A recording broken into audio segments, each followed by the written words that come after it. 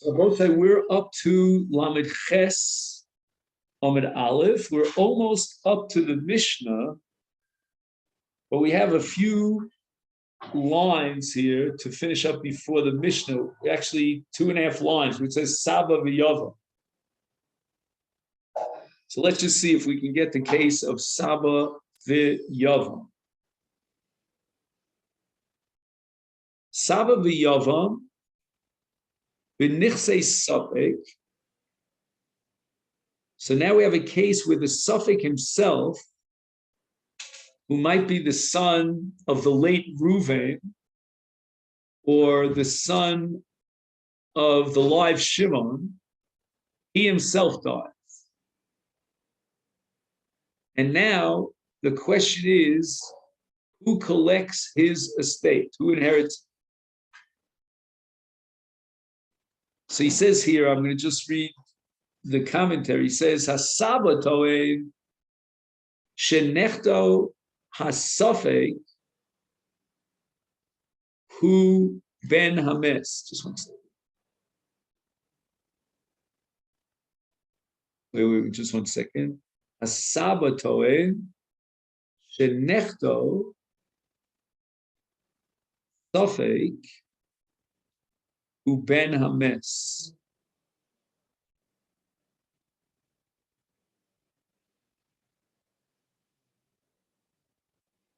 Right, so that's Reuven. So let's just figure this out. If the Safek is the son of Reuven, then the Saba gets first rights to the estate of the Safek. Let me just think why that, because Shimon is only an uncle, and a grandfather comes before an uncle. Let's see if I'm right. Asaba kodem liyav mirusha shekain adam shemeislo banim. So Reuven died without any children.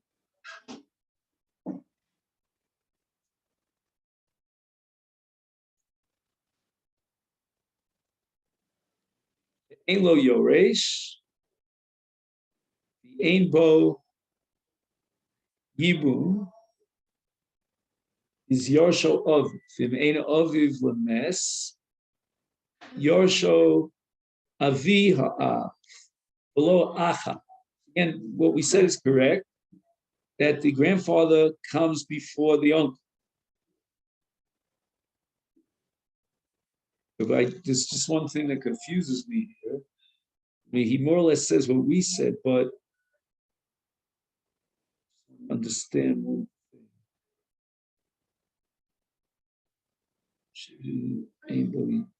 Again, Reuven died, and he left Shimon. I'm sorry, he left Suffolk, we called him, right? Reuven died. Why? Because Reuven was married to Sarah. We're not sure if together they conceived this Suffolk, or maybe Shimon now marries Sarah because he's Miyabim, his brother's wife. Maybe the Suffolk is the son of Shimon. Now the Saba is claiming that the Suffolk is the son of Reuven, and therefore Saba inherits before an uncle. That's what I think is being said over here. Yeah. Now, Hayavam Toin, Shasafik Ubinah. That's simple, right? Shimon's going to claim that the Suffolk is his son. What do we call it? A ben Sheva L'Shem, right? And therefore, with the death of the Suffolk, the father comes before the grandfather. Oh, 1 second, before the grandfather. Yeah. Right, he's always the grandfather. Right? Whether he's the grandfather because the Suffolk is the son of Reuven, or whether his grandfather is the son, or whether, the Suffolk is the son of Shimon. In any event, Yaakov is the grandfather. But a grandfather gets trumped by a father. So obviously, Shimon, the Yavam, is claiming the Suffolk is my son. The grandfather is claiming that the suffix is Reuven's son. No, so it's Reuven's son. Why not split the Yerusha between Reuven and Shimon? The answer is because Shimon is only an uncle, and Yaakov is a grandfather. And grandfather comes before the uncle. Now we go on. Oh, Saba the suffix b'nichse Yavam. Oh, so now Shimon is going to die. So let's see if we can work this out. He has a whole paragraph. Let's see if we can get it on our own. So that's always the best way of doing it. Then we understand this better. So now Shimon dies. Of course, the Saba is going to claim that the suffix is the son of Reuven. And therefore, he doesn't get anything. He goes back to the father, which is the grandfather. Correct? The suffix is going to claim that he's the son of Shimon. So I would say Yachloku in this case. Let's see what happens. I didn't cheat. Okay? I mean, again, it's pretty simple. But let's read the commentary just to make sure we didn't go off on a tangent. It says, Suffix, Saba v'Suffix b'nichse Yavam. She'ein li Yavam ben Acher. Oh, okay. Remember last time we had Shimon had Avraham and Yitzchak. So now Shimon doesn't have any other children. He died. So the only possible Yoresh as far as a son is concerned would be the Suffix. Asaba toins a Suffix b'no Shalames. I think the word mess is a little bit ambiguous. What he means, mess is Reuben, the first mess. But now Shimon died, right? Below Shalayov. See, we never had a word for the deceased brother. We never had a word. He calls him a mess, as opposed to Shimon, who's the Yavam. Now, Kevin She'en Liyavam Ben. So the Saba is claiming that he's the only Orich. Why? Because the suffix is not the son of Shimon. Shimon has no other children. So if a man dies without children, assuming there's no Yibum, then his Yerusha goes back to his father. A suffix going to Ben Ayavam. I'm the son of Shimon. Who Ben Kodem Lireshes Saba, and he comes before the grandfather. So now he gives us general summary. Bishnei Alfanim, in both cases and scenarios that we described, Ein Echem Muchsa. Shneim Hein B'Safik. It's an all or nothing proposition. Sheitachin Shakol Shal Saba, Yitachin Shakol Shal Yavam or Shal Safik. Therefore, Moment Amuto B'Safik. All right, so this leads us to the Mishnah here on the bottom half of Daf Lamed Ches Amud Aleph. Shomeres Yavam.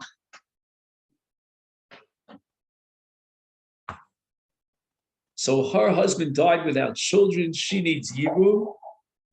Shenaflu la nechasu. Her father died, and now she inherits her father's estate.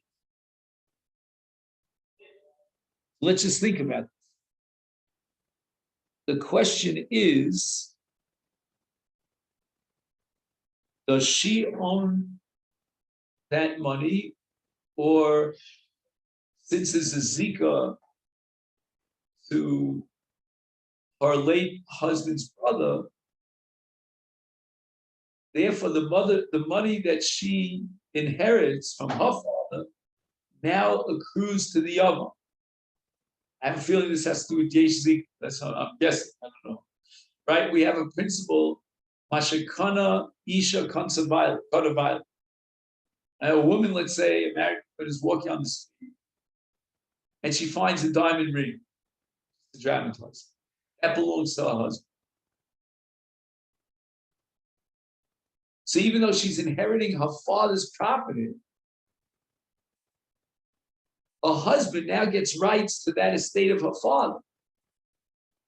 Yes, that's why it's a good idea to marry a rich girl, I guess, right? I don't know.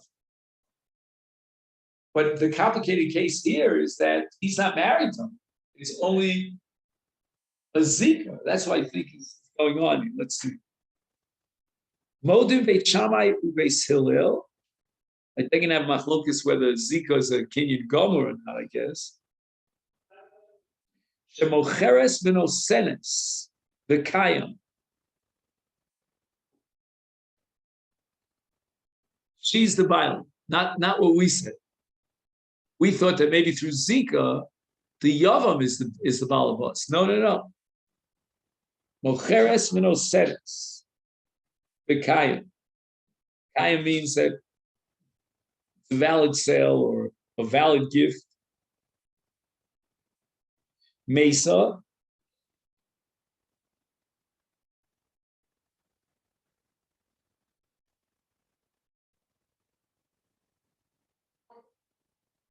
So I'm not sure what the question is here. Mesa means that now her possessions go to the Yoresh. Maybe the Gemara, the Mishnah wants to know whether or not the Yavam has a din of a Yoresh. That should certainly be dependent on Z. Let's see. Ma yase b'ksubasa. The Mishnah wants to know not about her inheritance from her father, whatever it might be, but rather about the monomasayim of a ksuba. So what's the general halacha here if it wasn't a case of shomer yavam? Let's say, what happens when a woman dies?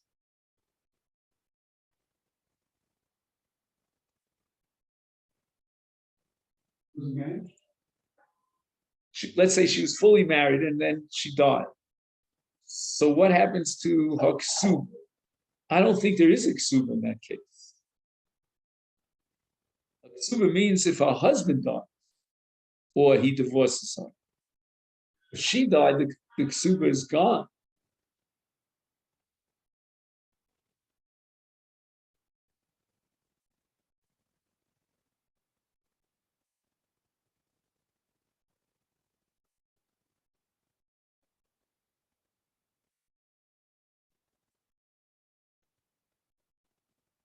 He says here, Kigon mono liksuba salmono grusha masayim liksuba spsula dosefes to nixates on barzal or shu niksubasa v'nechasim anichnasim v'yotziv iba karkos v'avodim otzon sha'isha machnisa lebayla v'toris nixay molud shegufa nechas shalav v'perishal bayla ma'yasa v'nechasim elu. Oh, now we're ready for the suffer. Ha'im yorshei ha'av Shel ha'isha notlim osam. That would make sense.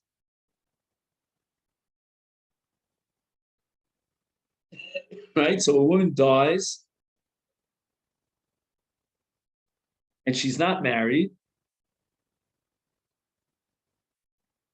So her Yerusha gets passed on through her father's family. But here, it wasn't just a woman who died,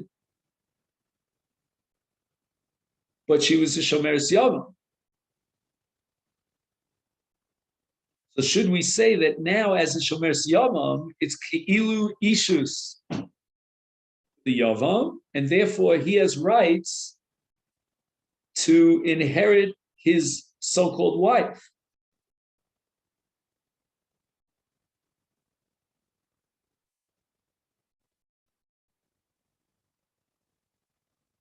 So there's a battle here between the Yavam and her father, or those relatives that come through her father, as to who should inherit this Shomeres Yavam when she dies.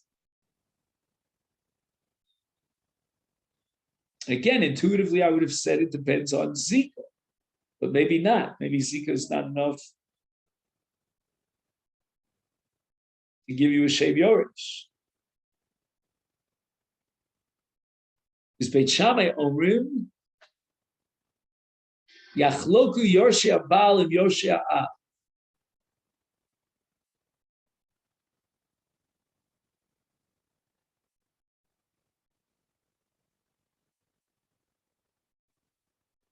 If I understand correctly, is basically another example of Maman Amuta B'Safik Cholki. Let's see if anybody says that. He's got a footnote here.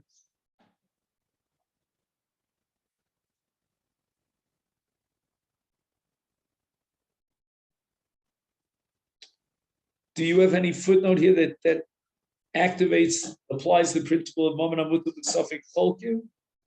Because I'm not seeing it offhand here, but that should be what's going on. But it's interesting because this is not the same Yachloku that we've been talking about until now. Until now, we've been talking about a Chalukah generated by a suffix when that suffix is b'mitzius. We don't know the reality. We don't know if he's ben shiva this or ben tesha. But I think that here it's a whole different type of suffix. Suffix we don't know what the din should be. What is the status of a yomam? Rashi, he speaks about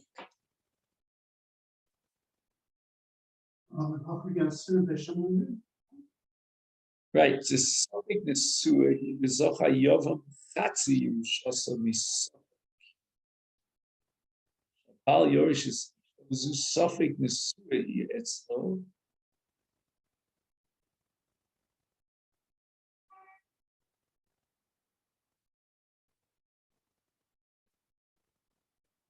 Zachi b'pal.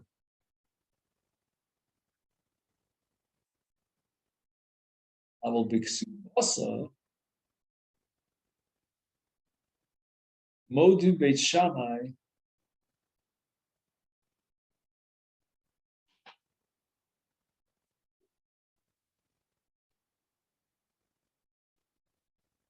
V'cheskes abalhi.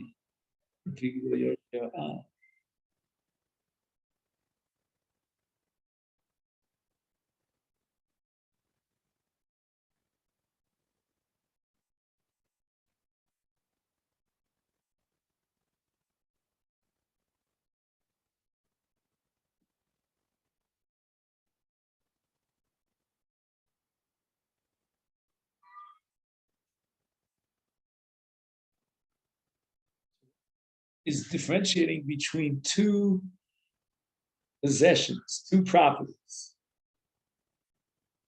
She has properties that were hers from Mikadmas Dinan. Then she has properties which she has rights to through the Ksuba.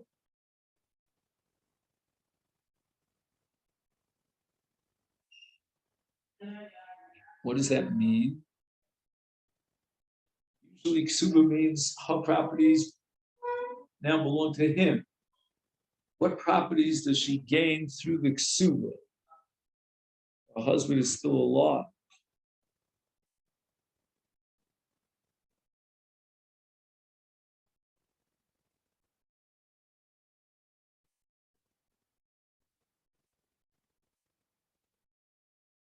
Her husband died, correct? She's a Shomeres Yevamot. So she has rights to collect her ksuba, right, from the estate of her late husband. That's called ksuba. Now she dies. So those properties, like Mona Masayim, which she has rights to collect from her late husband, they accrue to Shimon, right, to the Yavam. I think Rashi's saying. In other words, when Beit Shammai says Yachloku, which means that the Yorshei Av have rights to her possessions, that doesn't apply to Ksuba collection.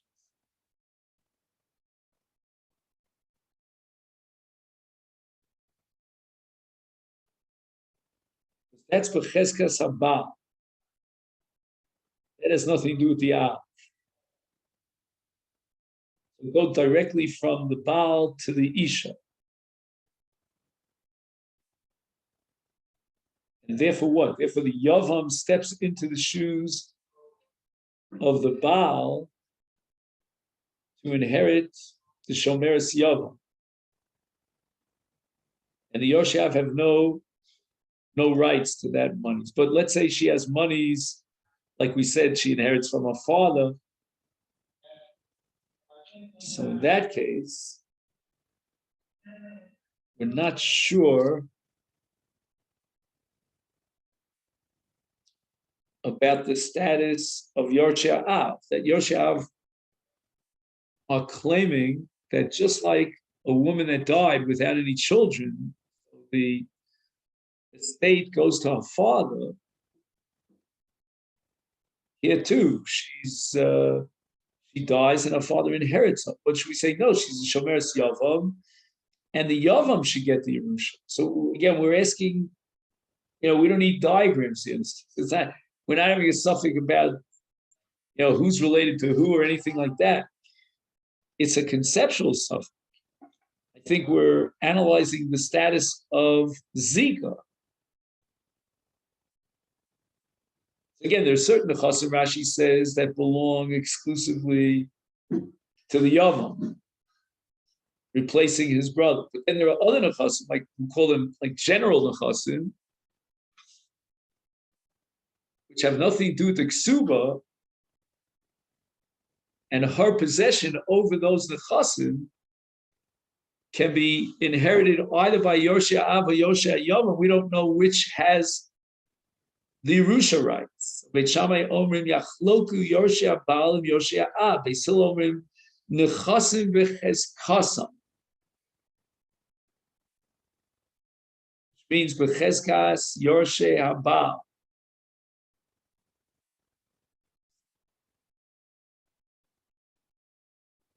Now I'm hoping that doesn't mean that we're talking about the money of Haksuba, because Rashi said the money of Haksuba was not the subject of the Machlokes between Beit Shammai and Beis Hillel. Everyone agrees that it goes to the Yavam. So what does it mean? Beis Hillel Omer Nechasim b'cheskasam. Ksuba b'cheskas Yorshei Baal. And Rashi points out that even Beit Shammai agreed to that. But then there are other nechasim which are called nechnasim v'yotzim ima.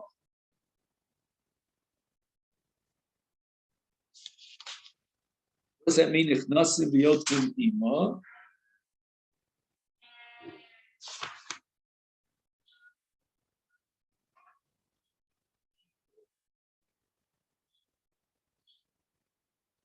We're talking about maybe nichsei malug. That's the impression I'm getting here from the commenter. Does anybody spell out that it's nichsei malug? No. Okay, so let's just think about this. According to Beis Hillel,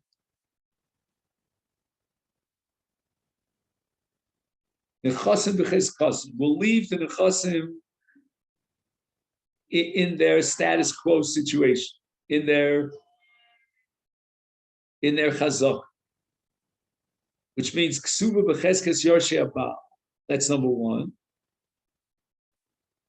Right, so when her husband died, and she's still alive, she has rights to the nichsei Baal. What do I mean by nichsei Baal? Let's say the one of Messiah, etc.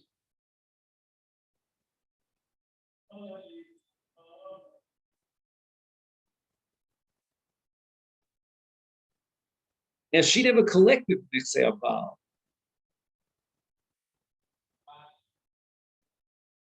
She died, and now the Yavam, through Zika, steps into the place of his brother.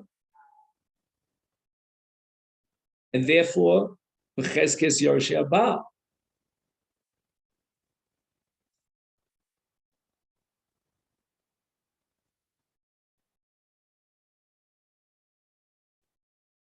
So we're completely cutting out the Yorshei Av, with regard to nechasim that she should have collected from her late husband, because those nechasim are earmarked for the yavam. Why they earmarked for the yavam? I'm assuming, and again, I'm not 100% sure about this, that the yavam replaces his brother. Those nechasim that came from her brother, because from his brother, meaning from her late husband, they go back into that part of the Yerusha which the Yavam has rights to collect. But then there's something called nechasim hanichnasim biyotzim ima. What's that? These are, I think, are nechasim from yesterday. They don't belong to her husband. They are her possessions. Those possessions, just 1 second. Her husband could inherit her, but her husband died in this case. Now she dies. So on these nechasim, Beit Shammai said we split them. Does Beit Shammai recognize the logic of Yorshei Av, even with regard to nechasim and nechnasim v'yotzim ima?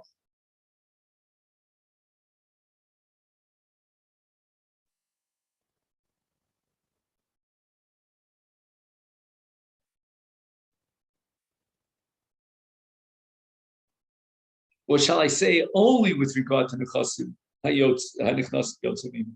Because again, the other category of nechasim is the ksuba, and that we said even Beit Shammai would agree that we completely cut out the Yorshei Av.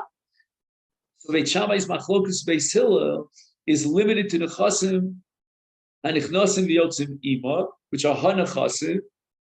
And when she dies, the Av says, I inherit my daughter's nechasim, and that's what happens. But the Gemara has a safek, which is Beit Shammai's, Beis Hillel's opinion,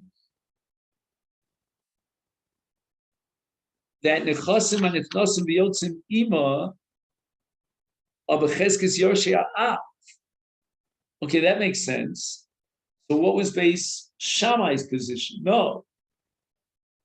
Even nechasim hayotzim and nechnasim ima, we have to introduce the rights of the yavam. Only by the ksuba, which is part of the marriage relationship with the Baal, and now the yavam takes over for the Baal. Even though she died before they consummated the yavam, but that's a different issue. But Shomer Yavam already jacks up the brother to the status of his late brother, and therefore anything that's given to her through ksuba now goes back to the husband, who in this case is the yavam. And on that, there's no machlok between Beis Hillel and Beit Shammai. What is the contention? What is the issue? Nechasim hanichnasim v'yotzim ima.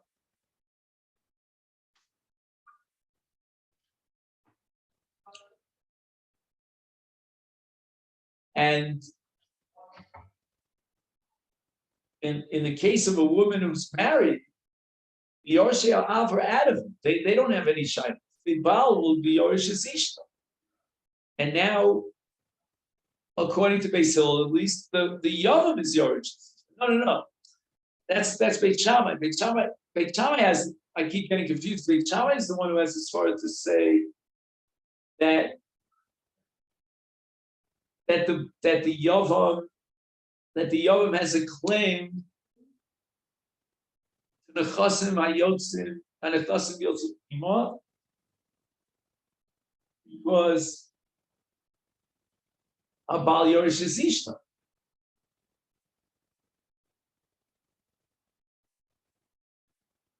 No, I'm sorry. I keep making the same mistake over and over. That's Beis Hillel. Beis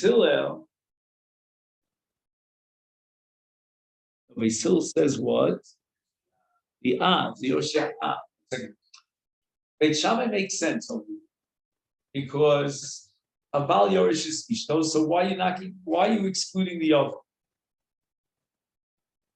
Beis Hillel might be saying, Ein Zika. If Ein Zika, or maybe Zika is only Rabbanan on a Deraisa level, there's no Zika, and therefore the father always inherits his daughter. Why should it be different here? A husband could have inherited his daughter, but he's not around. He died. What are you going to tell me, Beis Hillel? What are you going to say? That the Yavam replaces Yavam. That's the Svar of Beit Shammai. We still say, no, the Yavam, what does the Yavam have? He's got Zika, that's it. Zika is not worth a dime. And a woman dies, her father will inherit her. That's Beis Hillel. Beit Shammai come up with a Svara that I think jacks up Zika to a higher level and allows us to apply the principle of Habal Yorish Ishta. But that's only a suffix, and therefore Yachbog. Maybe it's the focuses in whether treat the like a Russell. Correct, and the Yavam now becomes like a Baal through Zika, and that's Beit Shammai's Svara to say that the Yerusha now goes to the Yavam, or at least that's one Svara amongst two. Beis Hillel doesn't seem to even recognize the validity of that Svara because all you have here is Zika. And in the next line it says, but Kansa, that's already a different story. If before she died, he was Miyabim, then Harei Ki Ishto L'chol Davar. I mean, I don't even know why the Mishnah had to bother mentioning that. Maybe Harei Ki Ishto L'chol Davar has nothing to do with Yerusha. Maybe that's a separate paragraph in the Mishnah. Maybe Harei Ki Ishto L'chol Davar means that Bia generates full-fledged Ishas.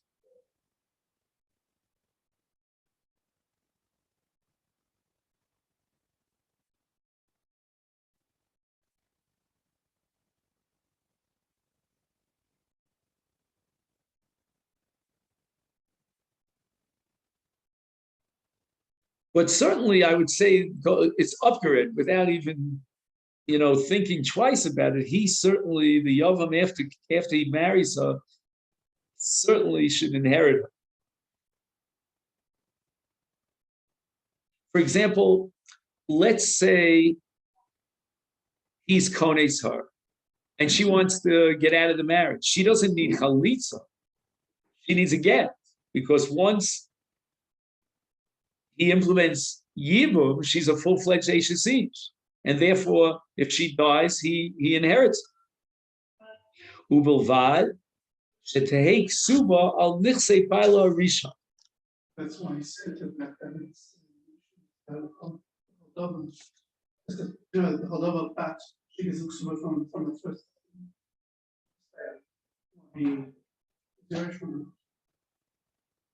In other words, the Yavam, now that he's Mekayim Yibum, he doesn't have rights to whatever nechasim she inherits from her previous husband. Is that what we're saying? No, he's got to pay. If he divorces her, then he has to give her the ksuba from his brother's estate. So he hasn't got a field of ksuba from his estate, from his brother's estate. Interesting. And you would have said that now he's like a full-fledged husband. And now he has chiyuvei ksuba because of the marriage that he's generated. No, it goes back to the lost, the deceased brother. Yeah. That's why he's mentioning it. I think that's what he's saying. That's why everything bad. Ubulvad means the exception of. He's not 100% a husband. He has no chiyuvei ksuba as a husband does because she has rights to the ksuba from her previous husband. Is that what you're saying? No, yes, ksuba. Oh, he does have to get ksuba. His estate from his brother's estate. Oh. No, it's the ksuba is collectible from his brother's estate. Yeah, but why isn't there a new? I mean, that's the chiddush of the Mishnah. But what's the logic here? Why why doesn't his marriage to her create new ksuba obligations such that she could collect from his estate? Maybe the brother didn't leave much of an estate. The whole reason of Yibum is that if the Kushwa is so even Since he's not marrying her on for himself, his own initiative, so therefore he doesn't have to pay his own ksuba. She collects her ksuba from his late brother's estate. I mean, if he did the chalitza, didn't marry her at all, from brother's estate. Right. That remains frozen as it was. Nothing changes. But now he marries her through Yibum, and now he should be obligated, and we should generate new shibudim from his possessions, his estate. No, he's only marrying her l'shem Yibum. He's not marrying her because he wants to marry. That's what we have. So what do? We finished the previous sugya with a couple of scenarios with the Saba and Nichsei Safek, Nichsei Yavam, who died, and so forth and so on. And then we covered this Mishnah. So B'li Neder, it seems to me that we're up to the Gemara on the bottom of Lamed Ches Amud Aleph. Is that correct? So that's where we'll stop for today. I want to make a note of. That's for Rishon. So you think about 11 on Sunday? Yeah, I tell you, it all depends on finding a parking place. If I find a parking place, I would say 11:25. Just give me a few minutes, to climb the steps. But you know what I mean? But last time I was late and we had to add another couple of minutes because of the parking situations. Sometimes it's really a challenge. In theory, I can park right in front of the building. Now that's, you just have to, pay for that, but it's peanuts. I don't mind paying for it, but there wasn't even a spot in front of the building. And then you have to make a whole move until you find a park. It's the big problem in Kataman. I don't know if we don't have such a problem. There's never a problem. In front of my building is endless park. Have a good Shabbos. Yeah, have a good Shabbos. So wait, just before you go, Ruvain, one little question for you. Yeah.